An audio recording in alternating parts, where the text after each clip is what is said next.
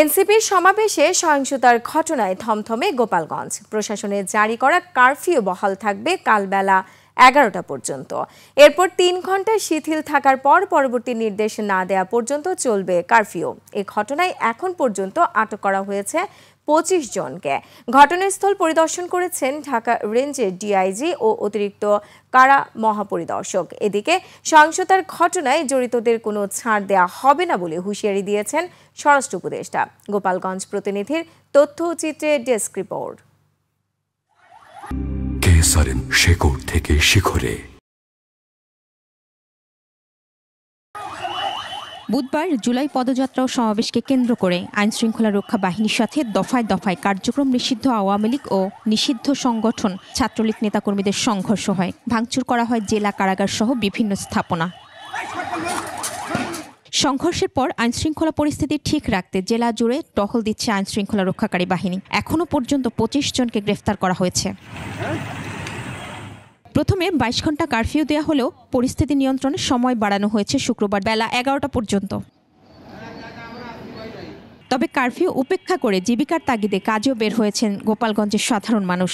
আমাদের এখন ইনকাম করতে হবে, ইনকাম না করলে বউ ছেলে মেয়ে খাবো কি করে? এই যে জীবনযাপন করি, এই কারণে আমরা ইনকামের কারণে আমরা রাস্তায় রয়েছি। যে কয় টাকায় ভাড়া গাড়ি দিয়ে সংসারটা তো চালাতে হবে আমাকে। তো রাস্তায় এই যে অবস্থা ছিল সকালবেলাতে এখন পরিষ্কার হয়েছে, এর আগে তো খুব আতঙ্কে ছিলাম। ঘটনাস্থল পরিদর্শন করেছেন ঢাকা রেঞ্জের ডিআইজি ও অতিরিক্ত কারা মহাপরিদর্শক। তারা জানান, আসামি ছিনতাই ও অস্ত্র ভান্ডারের কোনো ক্ষতি হয়নি।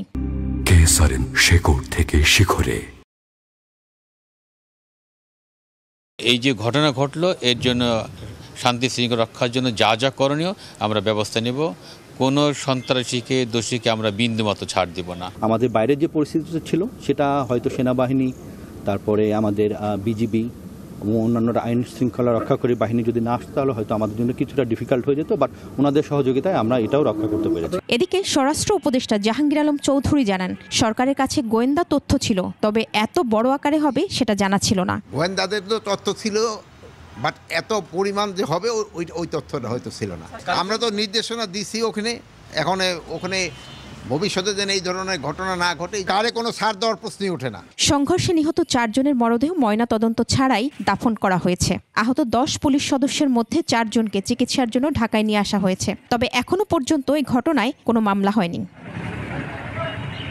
মহিমা পলি, ডেস্ক রিপোর্ট, 21 টেলিভিশন।